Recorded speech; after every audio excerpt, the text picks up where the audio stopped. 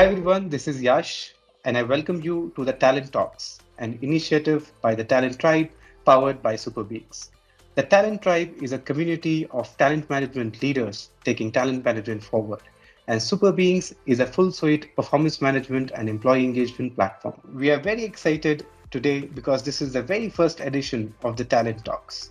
And we have a very special guest today. Who better to kickstart the Talent Talks than someone who's actually at the forefront of taking talent management forward? We have today with us Professor Sripada Chandrasekhar, who's currently a professor of organizational behavior at the Indian School of Business, Hyderabad, and he also heads the Human Capital and Leadership Initiative there. Prior to ISB, he was heading the HR function at global organizations like Dr. Reddy's, IBM, and Capgemini. Welcome to the Talent Talks, Professor Sripada. We are super excited to have you here. Thank you. Thank you for having me here. So, Professor, why don't you just start by telling everyone a bit about yourself? What are your current areas of focus and interests? Well, thank you for asking that. Presently I focus, of course, I do my job as a teacher at ISB. So we teach various cohorts of MBA and related courses. But I'm also into research. And I'm certainly interested in researching 2-3 specific areas. One is how is human capital and firm performance? How are they linked? Yeah. So what you do with human capital such that firm performance is influenced in a positive way. And obviously we are constantly testing the hypothesis, and which is gathering great evidence over a period that firm performance is actually critically dependent on human capital. And so the interplay between firm performance and human capital is one area. But diving a little deeper into it, I am also particularly interested in the entire area of talent, performance, and their interplay again in terms of how an enabling performance environment kind of creates and fosters talent, and how a highly talented workforce enhances performance. So we should see these as not as separate silos. Actually, in the real world of an organization, talent and performance intersect and interplay and influence each other. So I kind of examine the various dimensions. And my third area of interest is actually future of work. And I kind of look at deeply into the many dimensions of future of work, obviously the influence of automation on the nature of jobs, nature of work. But more importantly, in current times, for after the pandemic, I'm certainly looking at the whole evolution of remote work, work from home, work from anywhere, and as not just tactical adjustments to the pandemic-induced compulsions, but as conscious choices that organizations can make to leverage autonomy and flexibility of employees such that productivity actually goes up. So there is enough and more evidence that remote work and work from home can actually enhance productivity. So should we embrace them as more normal ways of working, as a viable alternative to office-based working? So there are 3 big areas I look at: firm performance and human capital, talent and performance, and the future of work. Super interesting, Professor. Thank you so much for that. So you talked about the future of work, and I just wanted to kickstart there. So today we often hear HR and talent management and all of these buzzwords interchangeably. So what do you think is the future? Where are we headed as HR as a function? What do you see is coming next? No, great question. And it's an important area of inquiry. All of us should. In the corporate world, at different times, different words, expressions gain currency. Those of us who've had a long life and have evolved through the kind of evolution of the profession, that is the people side of business, initially it was called the personnel management. In fact, even before that, it was called labor welfare. So the start point was labor welfare. Labor welfare probably sounded as cool or sexy in 1920s as talent management sounds today. Okay, so because that was the first time that industrialists looked at the fact that why are people working for 12, 14 hours a day? They should work for 8 hours a day. So those are some great things that in Tata Steel started a canteen for employees, which is now, of course, called cafeteria or food court. But the phenomenon is interesting to watch. That from labor welfare we move to personnel, and from personnel we move to industrial relations, and from after personnel and industrial relations we then move to something called HRD, human resource development. The whole focus was on a lot on more on training and development and all that. Then that was expanded nicely by a lot of people to cover a number of areas of people side of the business. Eventually, that moved to HR, which is the human resource. So the D was dropped.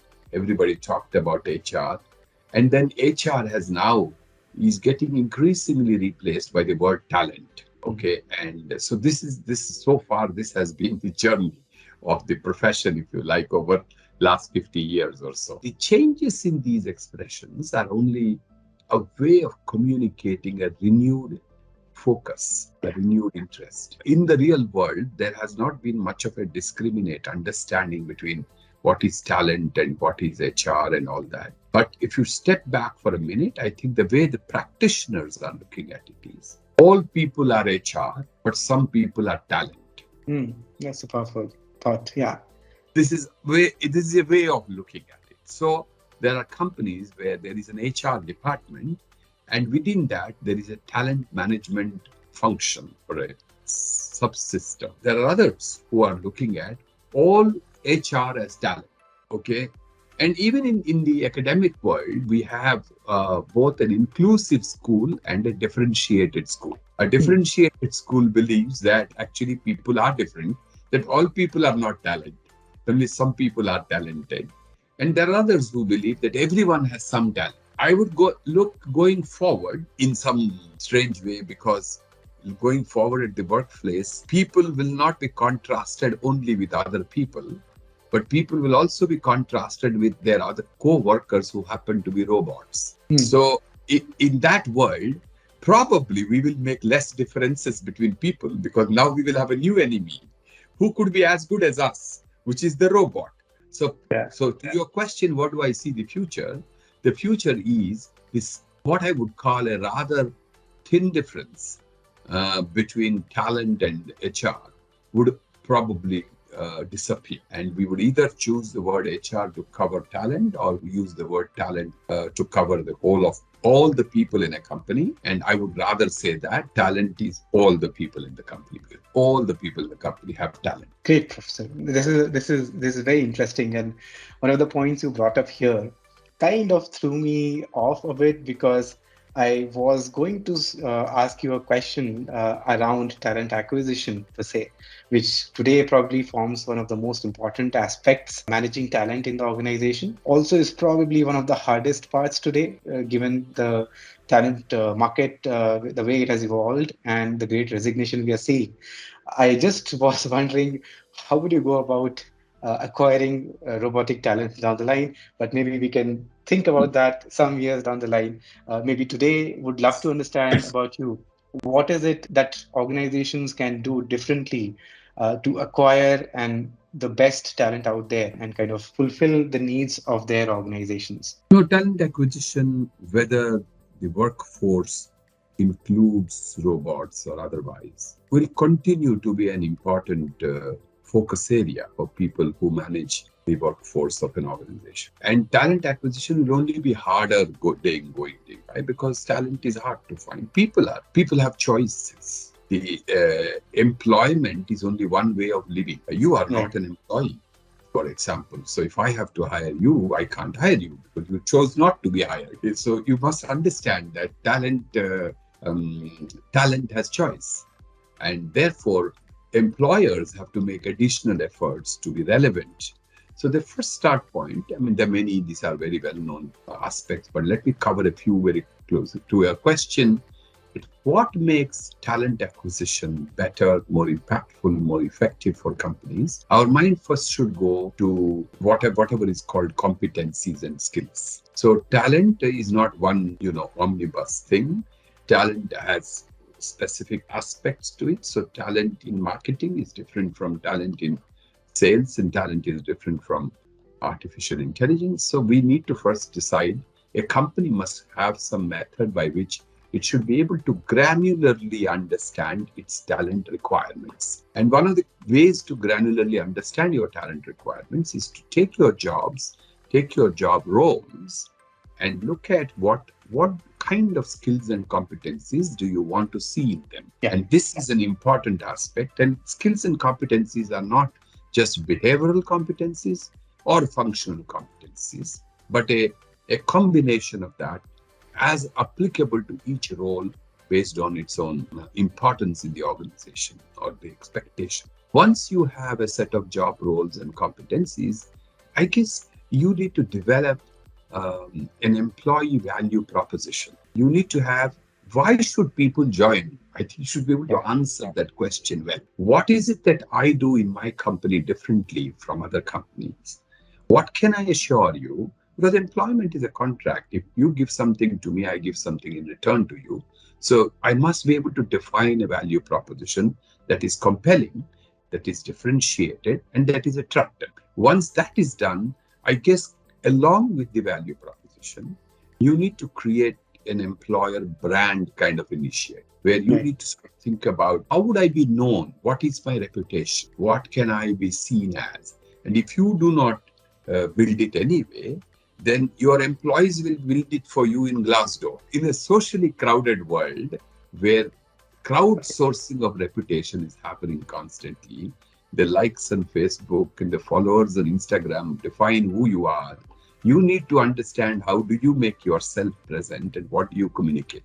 I think after the employer brand is over, you need to create some, what I call the infrastructure for hiring. So you need to have good hiring engine. Part of it is these days technology driven. The very robots that we want to hire can also help us hire. So in the sense that there are small implications of chatbots to big AI engines, I think there is a whole lot of use of technology for making hiring more targeted, more predictable, and more efficient by reducing extra work, and rework. So a combination of technology-based hiring and the sheer infrastructure of hiring in terms of people who can interview, who have the skills to interview, and you have methodologies for interviewing, and the whole engine of taking a candidate from the time of sourcing through careful engagement of the candidate, through a candidate experience, to a proposition of a job, to the assessment of the candidate, and then the offer negotiation, onboarding. I think this life cycle management can be honed and to perfection. And organizations need to spend the time to do that, and need to spend that along with technology-driven engines. And that will make it easy. So if you do that, if you have, whom to hire, which is competency. If you know why you want to hire him, which is employee value proposition. If you can tell why people should join you and you have a reputation that is your brand. And on top of it, if you have an engine that actually operationalizes this whole effort, I think you will be more solidly placed in talent acquisition. That's great, Prof. I mean, you very nicely broke it down into the various steps. I think everyone here will really love the way you put the point across. And great point about the technology piece as well. And the way I see that the recruitment technology market has literally exploded of late, and different players are trying to kind of attack different steps of the hiring process, from sourcing to candidate experience to candidate management, etc. And I think there's a lot of exciting things which are still to be done over there, and a lot of startups are pushing the bar there, which is hopefully the good part. Now you brought in an interesting point about employees building your brand for you on Glassdoor. When I look at Glassdoor reviews of companies, and today I believe most of us do, before taking up an offer, you do end up going on Glassdoor, checking out how the company is like, and what are the things to be aware of. I more often than not see things around, like how much clear are people on where they are headed in the company, and things like, I don't get enough feedback. I hardly know where I'm going. I don't know where my career is going, etc. Which brings me to probably the next step of the talent management process where once you've gotten someone inside the organization, you need to manage their performance and engagement levels. So what are your thoughts over here? And even after, like, I think performance management has a long history. Probably it started somewhere during World War II when people started evaluating their soldiers. But still, we see these cases where people are not really happy with the way their performance is managed inside organizations. So why don't you help us understand the best practices, or what is it that organizations can either do differently or at least start thinking about differently when it comes to performance management? So, no, it's very, very important area. There is, as I said, you cannot have talent flourish in an organization when where performance doesn't flourish. It's very interesting that Yeah, high performing companies attract great talent, and great talent create high performance companies. And yeah, so, chicken or the egg, which comes first, and how does one create both at the same time? That's the question. So, but like everywhere else, my thought is that we shouldn't rush to practices first, because practices are an outcome of values, belief systems, right. mindsets, approaches. So if you step back for a minute, and you talked about World War II and soldier evaluation, much more happened even before World War II. The officials of East India Company were actually evaluating the Indians, Wow. or all kinds of people all over the world where they were managing. And since they couldn't tell them anything, and they didn't know what to evaluate, what they were evaluating? They were evaluating character. That's Hmm. why even today, one of the classic expressions in the government is a confidential character role, CCR, which has evolved into ACR, which is called annual character role or confidential assessment. Okay. Yeah. So when a foreigner involved assessed individuals, he didn't know what else to assess. People were assessing character. But coming back, the much of the origins and evolution of performance management has been from the perspective of the employer. Right. So, in simple words, the assumption on which the entire system of performance management got built is employees come, they may or may not perform. We must do something to ensure that they perform. Right. This is the basis on which, and we should not only ensure that they perform, but then we should know who performs better than whom. And therefore, we should also, based on that, decide rewards and decide various incentives, etc. So, this is the mindset with which performance management was created. I believe we are entering a new era. We have already entered, and we are still lagging behind in our systems. In this era, especially in growth economies like India, which are very aspirational by nature, talent or employees or people or human resources do not come into companies waiting to be managed, waiting to be told, waiting to be evaluated. They come with a desire, hope, ambition to say, can I perform? And will you step out of my way? Okay, so they come with deep Yeah. motivation to make a difference. And most of them do. I tell you, most of them do not come to cheat work. They come to actually do work. We need to create an enabling environment for performance to occur and performance to flourish. So if you take a quote unquote management view of performance, you may be limited by what you can manage. So just imagine, suppose I set a goal for you. Yeah. You must achieve in the next round of your funding, you must get 200 crores. Let's say, if I told you that, and that's a goal I set for you. Chances are you will set 180 crores or 200 crores. Or your mind will say 200 crores is what, if I was your boss, I'm not. But if I was your boss and you said, my boss wants me to achieve sales of 200 crores, then you will attempt to achieve 300 crores. But suppose I said to you, what is it that you will actually achieve? There Yeah. is no reason to believe that you will tell me only 50 crores. It's also possible that you tell me I'll achieve 300 crores. Right. Of Yeah. course, if you did not say 300 crores to me, I can have a discussion with you as to why you did not say 300 crores. But if you said 300 crores, then one thing I realized that actually I was thinking less. You are thinking more. Right. So Yeah. the whole notion of managing performance, as the boss knows what people should do, and people should be told what they should do is a very old-fashioned notion, according to me. We should move away from, in that sense, from goal setting to what currently people call as OKRs, or objectives and key result areas. So people should use performance discussion as a very enabling discussion, where the manager and the employee together decide what is the next orbit of performance they should achieve. And the employee should have a say on it. And not only have a say on it, but should be able to then say, if these resources are provided and if this kind of enablement is organized, I will perform it at my best and I want to do that. Right. And the manager then says, yes, we have provided you with these resources, but here is what you are struggling with. So to me, the best manager is somebody who not only assesses performances, but also somebody who can define and show what is good performance. Right. That is where performance management is going. And most importantly, all this needs to be done in what we call the digital era.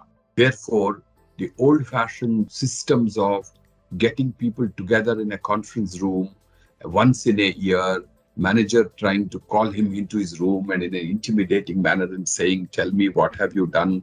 Here are 3 things you have missed. All this is not sustainable. Yeah. We need to move. We need to use the very power of technology, the very power of the digital environment, in which, we can use the very technology to help us understand our goals better, our relationships better. And that's both the need of the hour, that is the ethos we are moving into, and also it's a very helpful one. So 2-3 big things on which I will summarize. Performance management must be reimagined as performance enablement. Right. Where performance is co-created by the employee and the manager. Not one tells the other does. 2, it requires a mindset change as well as a skill set change in terms of how we can co-create goals and objectives. 3, this should be technology powered, because we need platforms such as yours to be able to help digital era employees do this very task, but with the seamless ease of technology. So these are the 3 things I want to leave with you.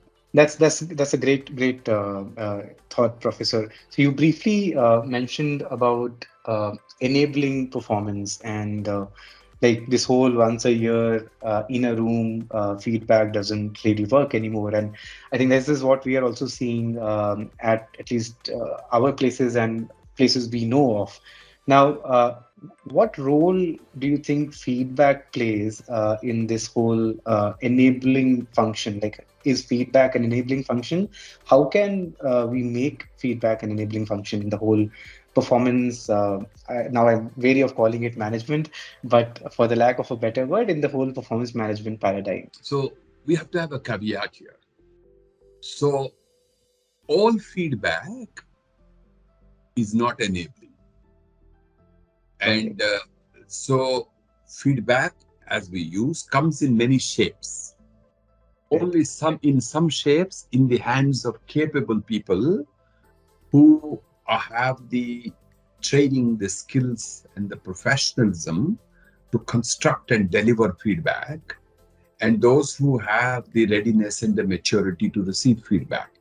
In that kind of an environment, feedback can be a very powerful source of development, growth, enablement, motivation, engagement, and actually moving both the giver and the receiver to the next orbit of trust and engagement. But is the feedback that we see today in the world, is it in that zone? Unfortunately, no. Because people consider every conversation as a feedback. People consider my telling you what I thought of you without any qualifiers, etc., as feedback. People consider you feedback as a way of asserting the authority of the boss over the subordinate. So much so that in some places, actually, if an employee is called for a feedback meeting, he starts getting a little bit of tension and anxiety. Feedback has been degenerated and spoiled into actually causing tension and to employees instead of being a powerful tool to look forward to. That this is one side of the story, and this is a story about how unskilled we are in terms of understanding feedback. But if you step back and look at research, look at what evidence is telling us. Evidence is telling us that periodic, if not too frequent, but nicely structured periodic feedback is more effective than staggered once in a year feedback or lag feedback. So a year has passed and many things we have done, we have forgotten, and many instances we don't have any evidence, and at the end two people are sitting and one is telling the other one, oh, you didn't do well or you did very well. Both are not so credible. Right. So in order that feedback has the immediacy, impact, evidence, credibility, and works like a real-time feed forward, feedback has to be periodic, it has to be frequent, and it cannot wait for months. Right. At the same time, almost every hour feedback too can be very interfering and can be very intimidating. So we need to calibrate depending on the experience, the relationship, the role, the magnitude of the task, and the context of the company. We need to calibrate the periodicity of feedback. But the trend, research-based, evidence-based trend is that we need to have more frequent and more continuous feedback. That's where it's good. So, but just re-engineering the poor delivery of feedback into a frequent and continuous feedback will not make it any more impactful. So we need to work on both sides. We need to prepare managers to learn to give feedback better. We need to ask employees and teach them to welcome feedback as an important input to their growth. We should, in fact, in my career, have often called feedback as a fundamental right. We should have, it's like feedback is an employee right. Employee has a right to get feedback and manager has a responsibility to give. And once that is understood, and then the periodicity is properly calibrated, and like every other thing, if both these activities are further powered by new age technologies, like a tool, an app, a platform which archives data and makes it available for you and gives you various alerts, triggers, etc. So again, I'm just a great believer that we have at our hand today a lot of new technologies, digital platforms, apps, etc. And the power of that should be used to make the task of feedback so much more easier and better. So those are the three things we must do. We must prepare managers to learn to give feedback, employees to receive feedback, and we must structure feedback to be more continuous, more real-time, more evidence-based, and more calibrated in its periodicity.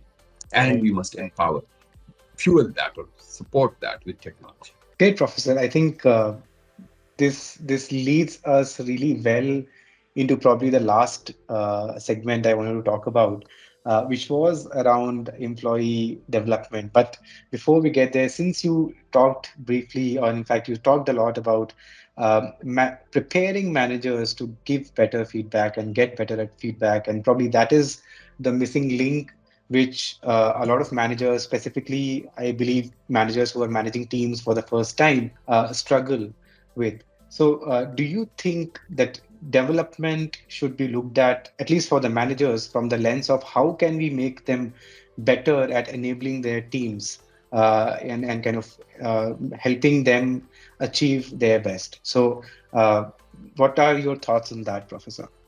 And I know this is something which is probably closer to your heart, and would love to get your inputs there, Professor.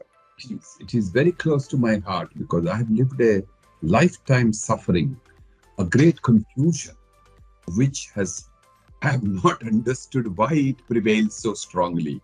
It's just such an ordinary confusion. But this confusion is widespread. And the confusion is a peculiar, unstated understanding that the HR, it's said like this: HR manages people. So in company, when managing people issues come up, everybody looks at to a function called HR. And the bigger confusion is HR means human resources, which means people. HR has also come to mean a management function like finance, marketing, etc. So when you say HR, I still get confused whether it is HR as in the function, a set of people who manage people issues of the company, or is it the people of the company, who is the Yeah. HR? Like that, to be true, honestly, because of these confusions and lack of clarity, in companies, people have actually fallen between the stools of the manager and the HR. The manager looks at HR function, in this case, HR manager or HR functionaries, as the place where people get managed or people get assisted for their growth, development, etc. The HR managers, in turn, look at managers to do the same. Yeah. The truth is, HR does not manage people. Managers manage people. Right. HR function only assists, advises, counsels, supports, creates systems that will make managers manage people better. So that's Right. the job of HR and not indirectly managing people. Everyone knows this, not that HR is doing it. But in the absence of clear articulation and clarity, this risk of who is managing people gets kind of overlapped, Right. blurred. So, having called out, it is the manager who manages people. Therefore, in some sense, manager is the first HR manager, Right. and not the second HR. Manager is the first person who needs to have the HR skills as we understand them. Yeah. But how do we prepare managers? How do we make somebody a manager? In Indian, all over the world, being a manager happens to be just a matter of age, tenure, seniority, and reward. Right. None of them predict your capability to manage it. So it's like saying that I am 30-year-old, therefore I can drive a truck. Why? Because I'm 30-year-old. And so it is my seniority which should decide that I can drive a truck. But Yeah. what have we done? If we have to drive a truck, we need a license. Yeah. We need to go get trained, really first try a truck and all that, or a car, and then go and pass a test to become a truck driver. In the same world, when a car needs a license, managing people does not need a license. What's so strange? Yeah. How do you have a right to manage me just because you have some experience, you have done some tenure, you just have a designation, or you have passed out of IIT or something like that? What gives you the right to manage me? How do I know you will manage me well? Right. We do not ask those questions in our companies. So what happens? Management becomes an incidental occupation and an accidental privilege that is conferred upon a person because he happens to be for some time in the company, and Right. not an earned skill. And all management I still understand, but people management, which deals with the lives of others, I think we need to prepare managers. Managers are not born to understand how to do a proper interview, how to assess between 5 candidates who is a good candidate, how to understand how to induct a company into the company well, how to explain a job to him. I think these are things that do not come to you naturally or by just Right. observation. This is beyond common sense. There's a lot of science to how feedback can be given. For example, I was giving you an example, or how goals can be co-created. Why can't we take a more scientific approach to the preparation, development, and training of managers? We should. We should, in fact, license managers. You cannot manage till you are licensed to be a manager. Wow. That's a very, very powerful thought, Professor. But I'm sure people listening to this would love to understand how they can get started here. So, is there any advice do you have? Like, I'm assuming the Yes. manager license is still a bit far, but what can people do today to get to do something like what you're recommending? There is enough and more, both literature, research, examples, practices available at Right. various stages of the life cycle of a person becoming a manager. So, first of all, there is a point in time in the life and career of an individual that he or she moves from being an individual contributor to being a manager or a leader, team leader. That is a critical transition point. Right. That transition point should not come merely as a reward for your service. It should come along with being a reward for your service, along with a little bit of training and little bit of self-assessment as to whether you are ready to manage and lead others. So managerial competencies are known, well known. They need to be documented. In the context of every company, managerial competencies will come depending on the layer and level at which you are managing, how many people, of what nature are you managing. Your competencies some will be universal, generic, some will be very specific to that role, and such competencies in the context of the company need to be evolved.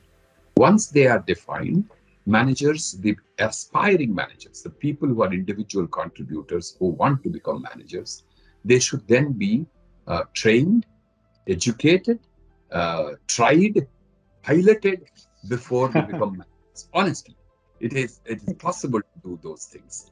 And they should be tested, assessed, and self-assessed also to see whether I can actually sit in a meeting and conduct a meeting where everybody feels included. Very important.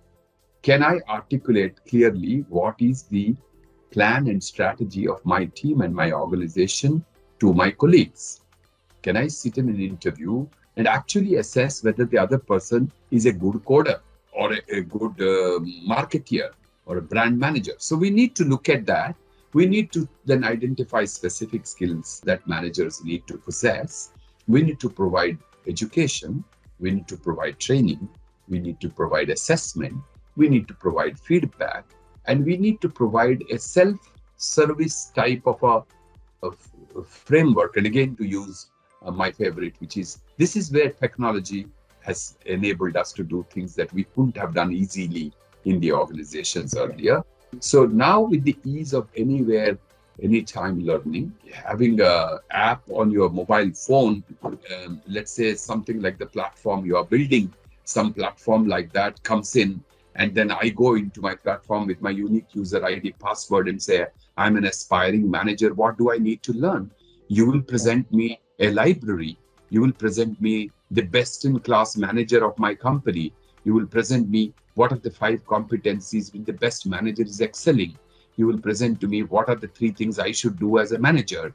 And I should do those actually in real world and in the tool. Then you will give me assessments. Then you will give me feedback.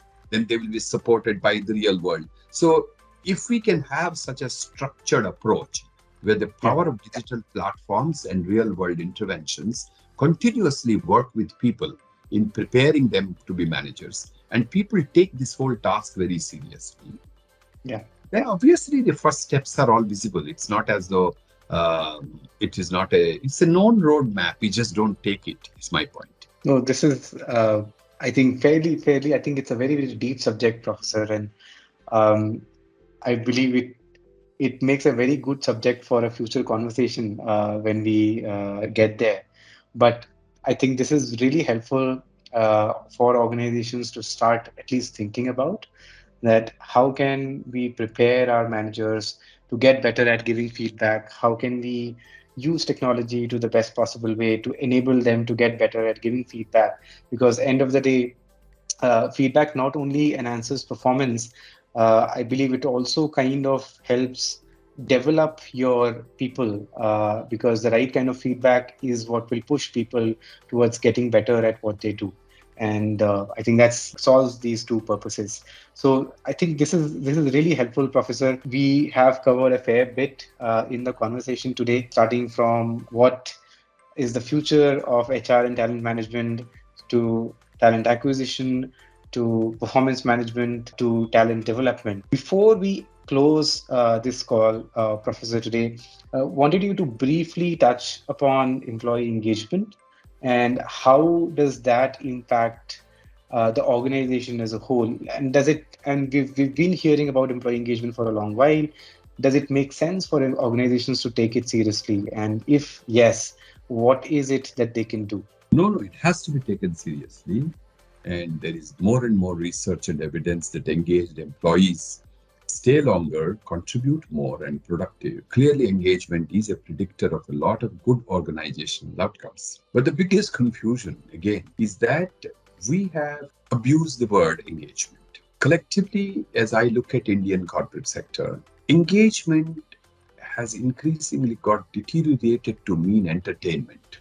Hmm. People confuse entertainment with engagement. In fact, there are companies where there are budgets provided to manager in the name of engagement, which actually means how many people you can take to which five-star hotel on which Friday evening to give what dinner. Yeah. So, as a collusion between so-called underprepared HR function and the underprepared managerial function, we have collectively reduced the meaning of engagement to entertainment, to fun and frolic, to Friday evenings, to parties, to things which are light-hearted, to what I call feel-good factors.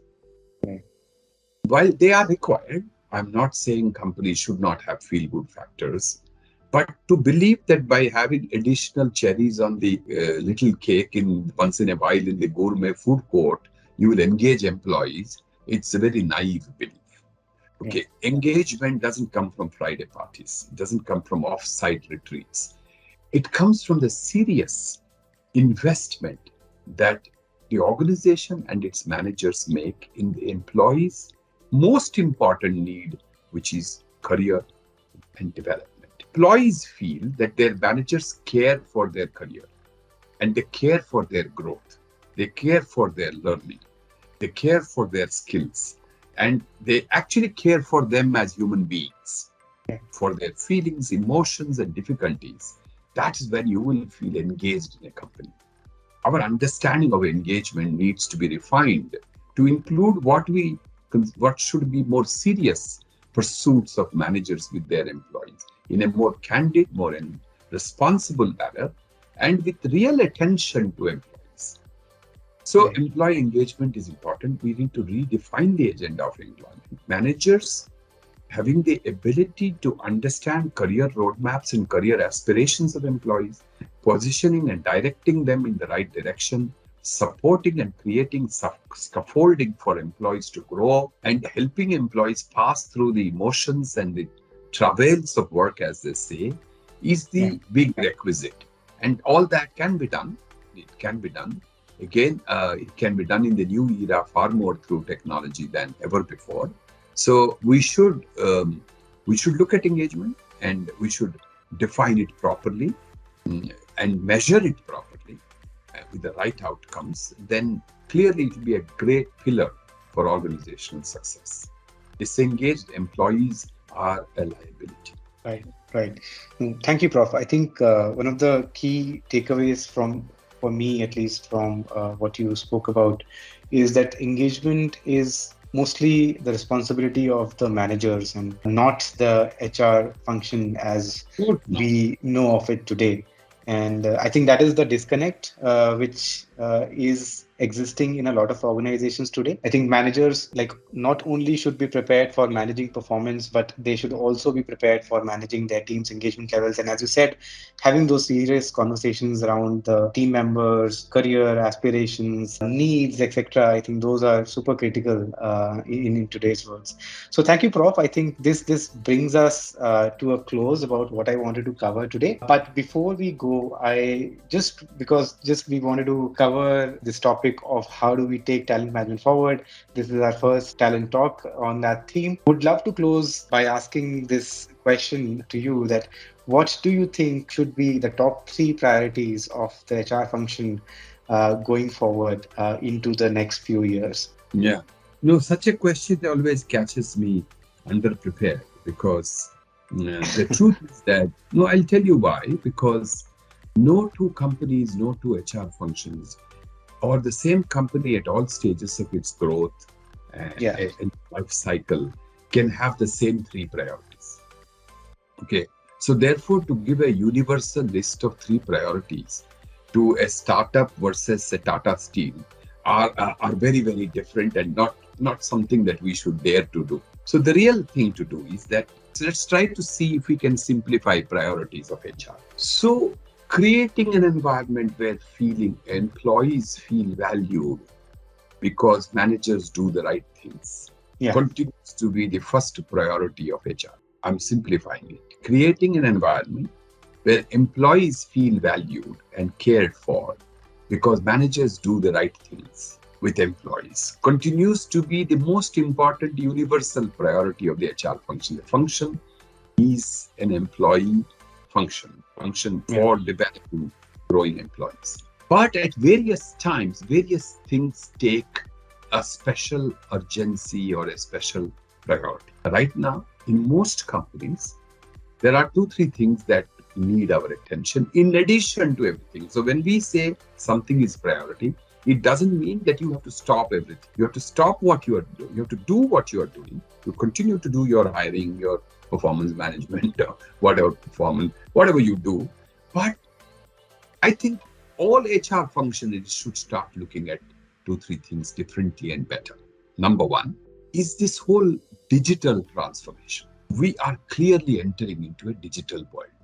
Whether you are a manufacturing company or a service company or a startup, or whether you are in agricultural cooperative society, even there, the application of digital technologies is just universal, pervasive, and amazingly helpful. So we should be enthusiastic adopters of technology, and we should understand, decode, embrace technology in the interest of our employees. So that's the one priority I would surface, in addition to, as I said, whatever else you are doing.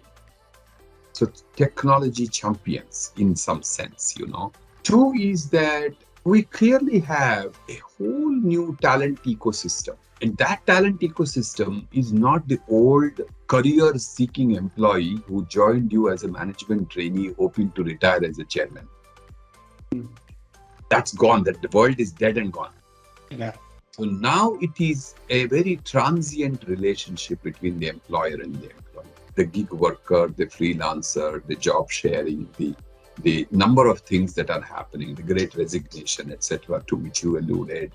Many things are telling us that the employment contract has to be revisited. So therefore, the whole issue of the new talent ecosystem has to be a priority. People should revisit that and understand it. The third offshoot of technology and offshoot of pandemic is the whole rising phenomenon of remote work from home, hybrid work from anywhere, and this entire range of flexibility-based options that have come up. I think we do not fully understand them. We are still doing some emergency response around it. We don't understand the rationale of those constructs. So three things I would always call out. The fundamental bread and butter is to create an environment where employees feel valued and cared for, so that because managers do the right. Second is go analyze, understand, anticipate, and embrace and adopt technology, digital technology, and be prepared for the digital future. And three is, as an offshoot, also revisit work models to be able to attract your technology, your new talent ecosystem, and give them the flexibility of work from home, work from anywhere, and hybrid work. I think these are the areas which are currently drawing our attention in the HR function. Thank you, Prof. I think all three are essentially timeless pieces of advice, and I hope all of the listeners here would benefit tremendously from this conversation. So thank you, Professor, for taking out the time today. We couldn't have asked for a better start to the Talent Talks, and I hope progressively we get better and better at the various HR initiatives which we are trying to do in organizations, and hopefully the Talent Tribe will play a part there. Before you finish your vote of thanks, let me say something to you. Sure, Prof. I'm quite fascinated by the effort you are making in creating a digital platform, of which you wonderfully call as SuperBeings. I have been always fascinated that why should employees be just resources? They should actually be super beings. And they should the fact that they are super should be celebrated. And we should create environments where that happens. And today, with the power of technology, we can actually put in the hands of managers and organizations new tools, new knowledge repositories, new frameworks and models, which will help them enhance their skills and engagement of employees. I think, therefore, I would like you to continue focus on how do you make a more research-based, more evidence-based, and more, let's say, user-friendly system that people kind of use to make the people environment of organizations better by preparing the managers better. So Yeah. I see a big role in these new age organizations, technology platforms that you are all building. Thank you That very has much. been our mission and hope also, Professor, and hopefully we will make that happen soon. But it was a pleasure to talk to you today, Professor, and would love to get your thoughts on some of the things which we spoke about today in more detail in some of the future sessions. But thank you again, and would love to close here, Professor. Thank you. Bye.